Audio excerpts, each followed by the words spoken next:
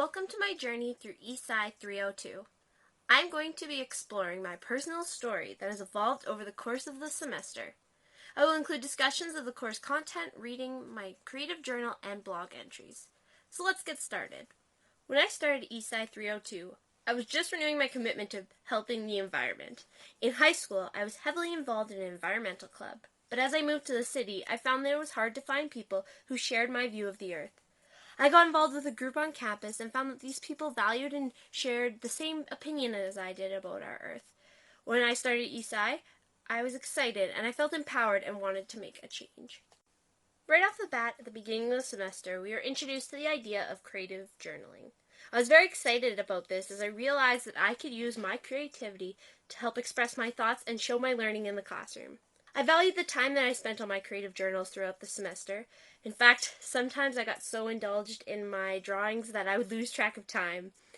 I think that this was a very good thing, though, because throughout the semester I used my creative journals as a way to relax, and I found it very comfortable and rewarding to do these journal entries. Using my creative journal allowed me to reflect on myself and my journey through ESCI. Reflecting on my creative journals in my creative blog post allowed me to become more aware of where I was at throughout the semester and where my understanding was.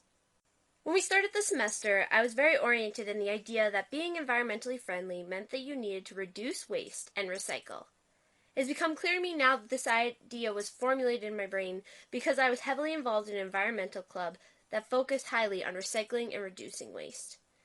ESCI 302 has opened my eyes to how important every aspect of taking care of our Earth is. The greatest change, in my opinion, occurred when we discussed eco-literacy in class.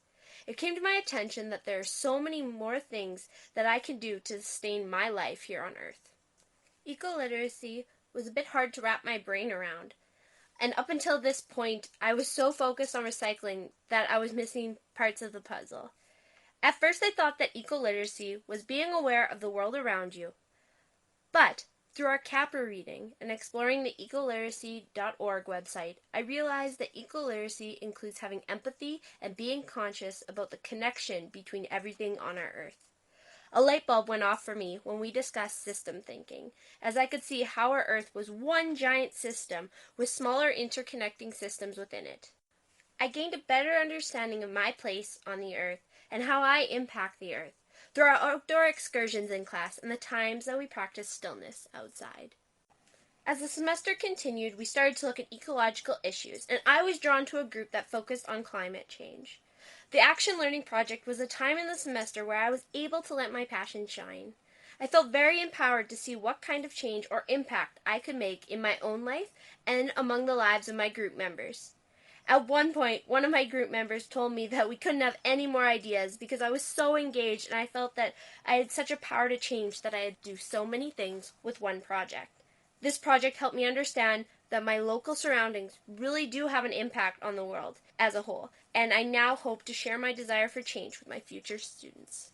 During the semester, I've had many meaningful discussions with classmates and group members that have changed my understanding of how I can be an environmental educator.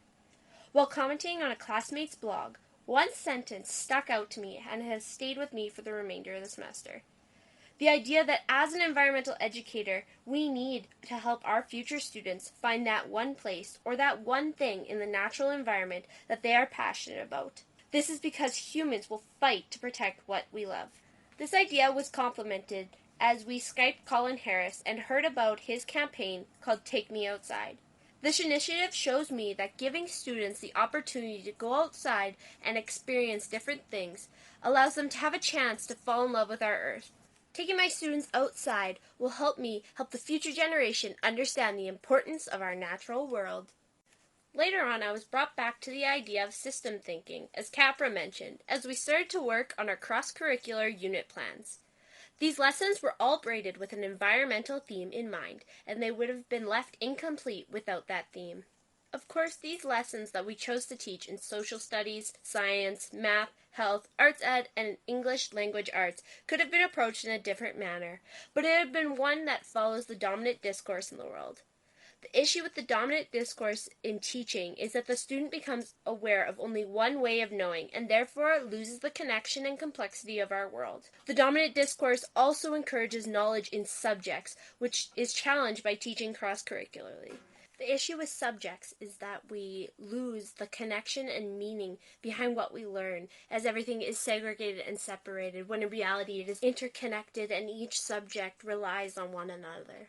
So now we have arrived at the end of the semester, and I'm trying to think to myself, where do I go from here? ESCI 302 has shown me that I want to use the idea of looking at the world as a system of interconnections to show my students that the common discourse that humans are superior is untrue and that we are sustained by the world around us. As humans, we have to respect and treasure our earth as it provides us shelter, water, food, and sustains life for us.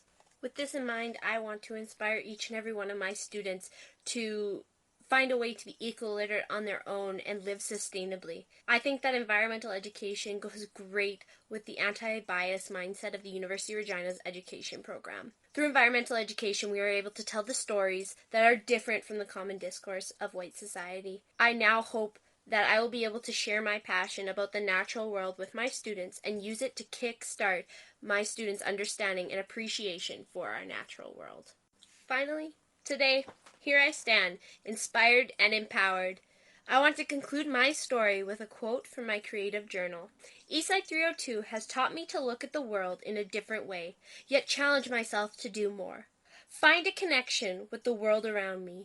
Fight for what I love and inspire others to do the same. Enjoy the fresh air. Be active and love life. Think local to affect global. Breathe. Respect our planet. We only have one Earth and one life.